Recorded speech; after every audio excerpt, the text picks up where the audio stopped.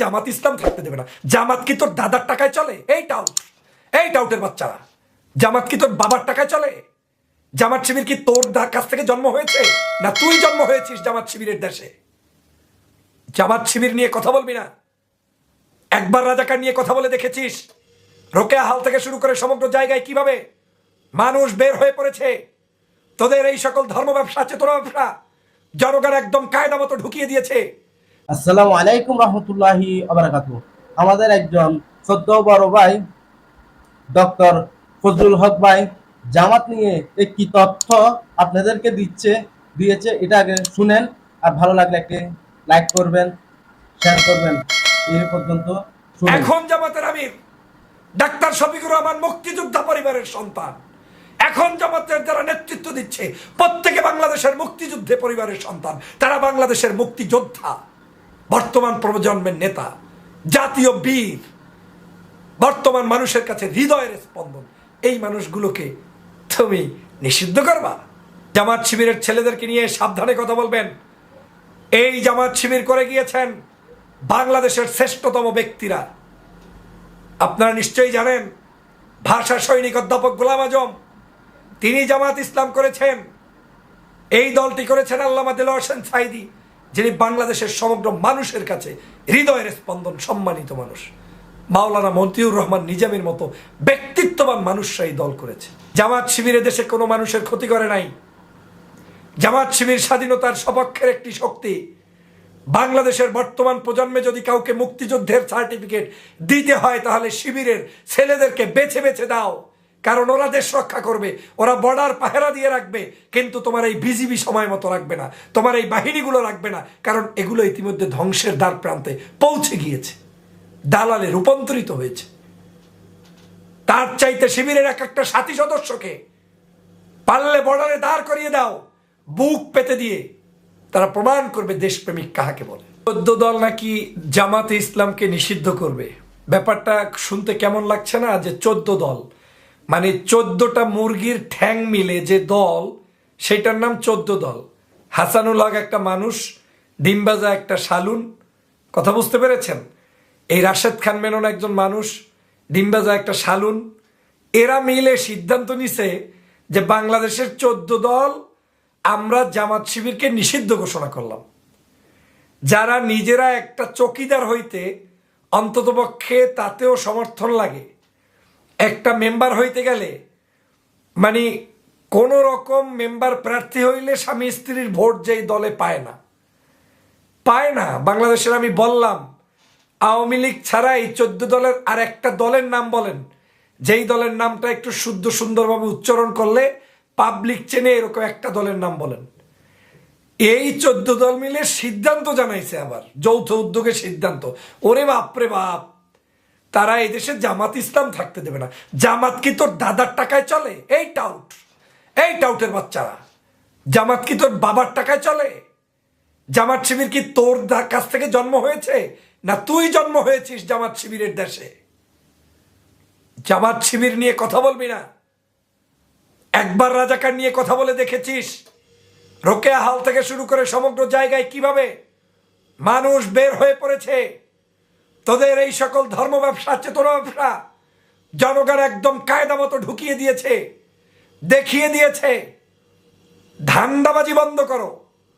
বাংলাদেশে যদি কয়েকটা দল সর্বোচ্চ সংখ্যক জনপ্রিয় থাকে, তার মধ্যে আমি মনে করি জামাত শিবির হচ্ছে অনেকাংশে বাংলাদেশের মানুষের কাছে গ্রহণযোগ্য এবং সবচাইতে জনপ্রিয় একটি দল। জামাত শিবিরকে নিষিদ্ধ করবা। আর শিবির তো বাংলাদেশে আমি মনে করি এককভাবে যে জনপ্রিয়তা অর্জন করেছে, বাংলাদেশের অনেক দলের মধ্যে কেউ এখন পর্যন্ত সেই জনপ্রিয়তা অর্জন করতে পারে না ছাত্র সমাজের কাছে। সেই জামাত শিবিরকে তুই নিষিদ্ধ করার পায়তারা খুঁজছিস। আসলে পতন আসলে যা হয় মানে তোমরা মনে করছো যে এই যদি একটা নতুন একটা চেতনাবোধ জাগ্রত করান যায়, বাংলাদেশের মানুষ মনে হয় খাবে, আর শাহবাগে আসছে তোমরা একটা নতুন বিরিয়ানির আয়োজন করবা, তাই তো? এই বিরিয়ানি আর খাবে না। 13 সালে পেতেছিলা, জনগণকে ভুল বুঝিয়েছিলা, মিথ্যা বলে মানুষদেরকে ফাঁসি দিয়েছিলে। সমগ্র মানুষদেরকে ফাঁসি দেওয়ার পরেও নিজামী, সাইদি, কাদের মোল্লা, আপনার কি বলে সেক্রেটারি জেনারেল আলী হাসান মুজাহিদ, মীর কাসেম আলী, এদের কাউকে ফাঁসি দেওয়ার পরে এখন পর্যন্ত বাংলাদেশ থেকে একটা মানুষ জামাত শিবির থেকে বের হয়ে যায় নাই। বরং আমার জানা মতে জামাত শিবিরের কর্মী, জামাত শিবিরের তাদের মানে সমর্থক আরো দিন দিন বৃদ্ধি পেয়েছে। তাহলে সেই দলটাকে তুই নিষিদ্ধ করবি? লজ্জা করা উচিত তোদের। জামাত শিবিরের প্রতিষ্ঠিত ইসলামী ব্যাংক দখল করে হাজার হাজার কোটি টাকা লোপাট করছিস। 30,000 40,000 কোটি টাকা একটা এসালম গ্রুপ শুধু এখান থেকে লোন নিয়ে শেষ করে দিয়েছিস। শিবিরের ব্যাংকে চাকরি করতে লজ্জা করে না? জামাত শিবিরের ব্যাংকে দখল দিতে লজ্জা করে না বেহায়ার দল? ইসলামী বিশ্ববিদ্যালয় চট্টগ্রাম দখল দিয়ে বসে আছে। বাপরে বাপ, মনে হয় যেন ওর বাজানে তৈরি করে দিয়েছে। বিশ্ববিদ্যালয়ের প্রত্যেকটা রগে রগে জামাত শিবিরের অবদান। বাংলাদেশের অগণিত মেডিকেল, হসপিটাল, শিক্ষা প্রতিষ্ঠান, বিভিন্ন ধরনের প্রতিষ্ঠান তৈরি করেছে এই জামাত শিবির। এবং এই প্রতিষ্ঠানগুলোতেই মানুষ এখনো নিরাপদ মনে করে। মানুষ এখনো মনে করে এই প্রতিষ্ঠানগুলো সবচেয়ে স্বচ্ছ, জবাবদিহিমূলক এবং মানুষের কাছে গ্রহণযোগ্য। আজকে সবগুলো দখল দিয়ে তারপরে জামাত শিবিরের খাবার খেয়ে জামাত শিবির নিষিদ্ধ করবা। লজ্জা করে না যখন বঙ্গবন্ধুর জন্মদিন পালন করতে গিয়ে জামাত শিবিরের সমগ্র বিশ্ববিদ্যালয়ের বিভিন্ন জায়গার টাকা পয়সা নিয়ে তোমরা তোমাদের উৎসব পালন করো? ইসলামী ব্যাংক থেকে টাকাগুলো সব কেড়ে নিয়ে তোমরা তোমাদের উৎসব পালন করো। লজ্জা করে না তখন? তখন মনে হয় না যে রাজাকারের টাকা দিয়ে কেমনে এইসব অনুষ্ঠান করি? লজ্জা থাকলে না করবে। লজ্জাই যাদের নাই, 14-15টা মুরগির বাচ্চা, এরা এসে বলে জামাত শিবির নিষিদ্ধ করবে। তুই নিষিদ্ধ করলেই বা কি আর না করলেই বা কি? জামাত যেমন ছিল তেমনই আছে, শিবির যেমন ছিল তেমনই আছে, তেমনই থাকবে। এটা কোনোদিন তুমি যত এটার উপরে বাড়ি দেবা তত বাংলাদেশের এই 100 মাইল মাটির নিচ থেকে উঠে এসে জামাত শিবির তোমাদেরকে তাকবীরের ধ্বনি দিয়ে তোদেরকে বের করে দিবে। একটা ধ্বনি উচ্চারণ করবে, ওই ধ্বনিতে তোরা পালাবি।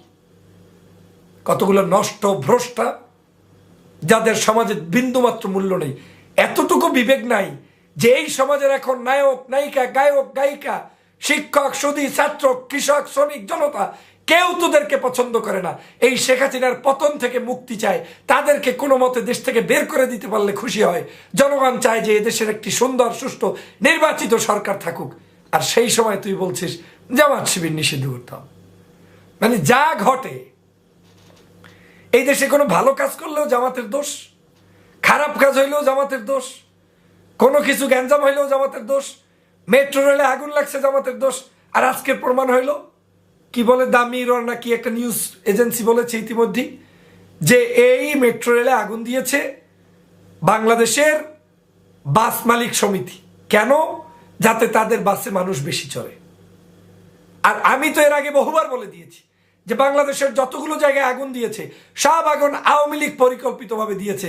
এটার প্রমাণ হচ্ছে আওয়ামী লীগের এই তথ্য প্রতিমন্ত্রী যখন বিটিভির ভাঙ্গাচুরা ভবনের মধ্যে আপনার কি বলে লাইভ শো করে জনগণকে আকৃষ্ট করার জন্য, শেখ হাসিনা দেখতে যায়, তারপরে সেনাবাহিনীর প্রধান দেখতে যায়, রাষ্ট্রের সবাই দেখতে যায়, বিদেশি রাষ্ট্রদূত দেখতে যায়, তখনই তো প্রমাণ হয়েছে এটা তুমি ইন্টেনশনালি করেছো, স্পেশালি তুমি অর্ডার করে করেছো। কারণ এই যে হাজার হাজার মানুষ মেরেছ, তার জবাব দিবা কোথায়? সেই কারণে এগুলোকে তোমরা পুড়িয়ে মানুষের নজর ভিন্ন দিকে ধাবিত করেছো। এই মিথ্যার রাজনীতি বাংলার জনগণ জানে। জামাত শিবির রাজপথে এই সব টায়ার পোড়ানোর রাজনীতি করে না, গাড়ি পোড়ানোর রাজনীতি করে না, বিল্ডিং পোড়ানোর রাজনীতি করে না। তারা মানুষের হৃদয়ের ভিতরে ঢুকে গিয়ে তারপরে তাদেরকে এমনভাবে তৈরি করে যারা বিশ্বের মধ্যে, দেশের মধ্যে, দেশের বাহিরে প্রত্যেকটি জায়গায় তাদের আদর্শিক বিজয় অর্জন হচ্ছে। এটা হচ্ছে জামাত শিবিরের কাজ। গলা কাটার রাজনীতি, রক কাটার রাজনীতি, সন্ত্রাসী, ধর্ষণ, চাঁদাবাজ, লুটতারাজ, এগুলো হচ্ছে আওয়ামী লীগ, ছাত্রলীগ, যুবলীগের কাজ। আর সে কারণেই তো রোকেয়া হল থেকে, ঢাকা বিশ্ববিদ্যালয় থেকে, বিভিন্ন জায়গা থেকে ঘাড় ধাক্কা মেরে মেরে ছাত্রলীগকে বের করে দিয়েছে। লজ্জা হওয়া উচিত। সেম সেম তোদেরকে ঠিক জানাই। থু থু, ছাত্রলীগের বাচ্চারা 14 দল মিলে আসছে আবার জামাত শিবির নিষিদ্ধ করতে। মানে নিষিদ্ধ করার আর জিনিস পায় না। নারীবাজ, ধর্ষণবাদ, চাঁদাবাজ, সন্ত্রাস, তারা আসছে একটি আদর্শ রাজনীতি নিষিদ্ধ করতে। আমি মনে করি এই নিষিদ্ধের নাম নেয়া মানে সমগ্র বাংলাদেশের প্রত্যেকটি ঘরে ঘরে জামাত শিবিরকে পৌঁছে দেওয়ার ব্যবস্থা করা হয়েছে। কারণ বাংলাদেশের মানুষ জামাত শিবিরকে আরো গবেষণা করে গ্রহণ করার সুযোগ পাবে। শয়তানির একটা সীমা থাকা দরকার। জামাত শিবির দেশে কোনো মানুষের ক্ষতি করে নাই। জামাত শিবির স্বাধীনতার সপক্ষের একটি শক্তি। বাংলাদেশের বর্তমান প্রজন্মে যদি কাউকে মুক্তিযুদ্ধের সার্টিফিকেট দিতে হয় তাহলে শিবিরের ছেলেদেরকে বেছে বেছে দাও, কারণ ওরা দেশ রক্ষা করবে, ওরা বর্ডার পাহারা দিয়ে রাখবে, কিন্তু তোমার এই বিজিবি সময় মতো রাখবে না, তোমার এই বাহিনীগুলো রাখবে না, কারণ এগুলো ইতিমধ্যে ধ্বংসের দ্বার প্রান্তে পৌঁছে গিয়েছে, দালালে রূপান্তরিত হয়েছে। তার চাইতে শিবিরের এক একটা সাথী সদস্যকে পারলে বর্ডারে দাঁড় করিয়ে দাও, বুক পেতে দিয়ে তারা প্রমাণ করবে দেশপ্রেমিক কাহাকে বলে। তারে নিষিদ্ধ করো। হ্যাঁ, গুন্ডামিরার জায়গা পাও না। এদেশের প্রত্যেকটি পরতে পরতে, ব্যবসা বাণিজ্যে, স্কুল কলেজ মাদ্রাসা, সমগ্র জায়গায় সে যে হোক না কেন, সব জায়গায় জামাত শিবির ঢুইকা বইসে আছে। অতএব আওয়ামী লীগের এই স্বপ্নসাদ বাংলাদেশে পূরণ হবে না, বরং আমি মনে করি জামাত শিবির নিষিদ্ধের এই সূচনা করার মধ্য দিয়ে একটি জামাত শিবিরের মাধ্যমে বাংলাদেশে কোনো একটি মহা বিপ্লব সংগঠিত হবে বলে আমি বিশ্বাস করি। সেই বিপ্লবের জোয়ারে এই আওয়ামী লীগের আওয়ামী লীগ ভেসে যাবে। 14 দল তো আর ভাসার কিছু নেই, ও তো ভাসবে কি, ওর তো মুরগির ঠ্যাং। অতএব সাবধানে কথা বলবেন, জামাত শিবিরের ছেলেদেরকে নিয়ে সাবধানে কথা বলবেন। এই জামাত শিবির করে গিয়েছেন বাংলাদেশের শ্রেষ্ঠতম ব্যক্তিরা। আপনারা নিশ্চয়ই জানেন ভাষা সৈনিক অধ্যাপক গোলাম আজম, তিনি জামাত ইসলাম করেছেন। এই দলটি করেছেন আল্লামা দেলোয়ার হোসেন সাঈদী, যিনি বাংলাদেশের সমগ্র মানুষের কাছে হৃদয়ের স্পন্দন, সম্মানিত মানুষ। মাওলানা মতিউর রহমান নিজামীর মতো ব্যক্তিত্ববান মানুষরা এই দল করেছে। সেই দলকে নিয়ে প্রশ্ন তোলো, তোরা কারা? তোদের বেস কি? তোদের অবস্থানটা কি? হু আর ইউ? আজকের এই জাতির জন্য, দেশের জন্য সবচেয়ে ভয়ানক হচ্ছে এই দুষ্ট মানুষগুলো। প্রিয় সহযোদ্ধা ভাইরা, প্রিয় দেশবাসী, দল যাই করেন, দলের চাটামি যাই করেন না কেন, দল আপনার পরিচয় থাকতেই পারে। সত্যকে সত্য বলুন। জামাত শিবিরের দুর্দিনে যদি জামাত শিবিরের পক্ষে স্টেটমেন্ট দিতে না পারেন, বুঝতে হবে আপনি একজন টাটকা মুনাফিক।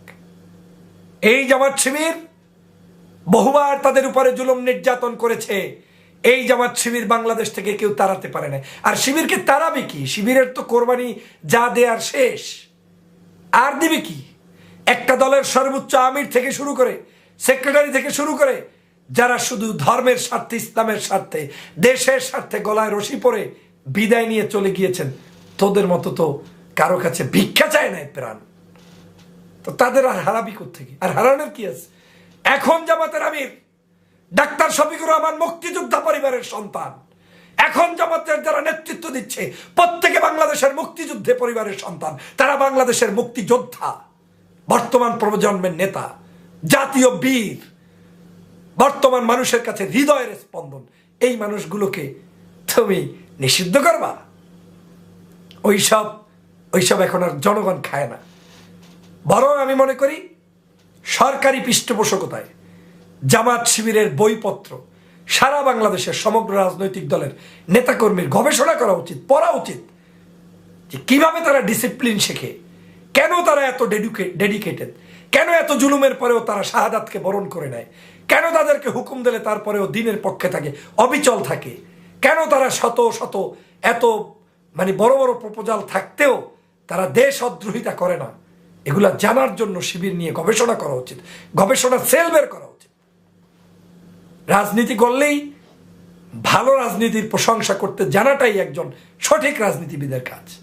আমি বাংলাদেশ জাতীয়তাবাদী দল করি, কিন্তু আমি এতটুকু কুণ্ঠাবোধ করে কারো সত্য গোপন রাখার পক্ষের লোক নই। আমি মনে করি সত্য প্রকাশ করার মধ্যেই রাজনৈতিক শিষ্টাচার এবং আদর্শ নিহিত রয়েছে। আমার বিশ্বাস জামাত শিবির বাংলাদেশে প্রজ্বলিত হবে, দাউ দাউ করে জ্বলে উঠবে সমগ্র মানুষের হৃদয়ের ভিতরে, ইমানের ভিতরে, এবং দেশের মানুষের কল্যাণের জন্য এই সংগঠনটি কেয়ামত পর্যন্ত বেঁচে থাকবে। অতএব এই 14 দলের ষড়যন্ত্র ধূলিসাৎ হয়ে যাবে।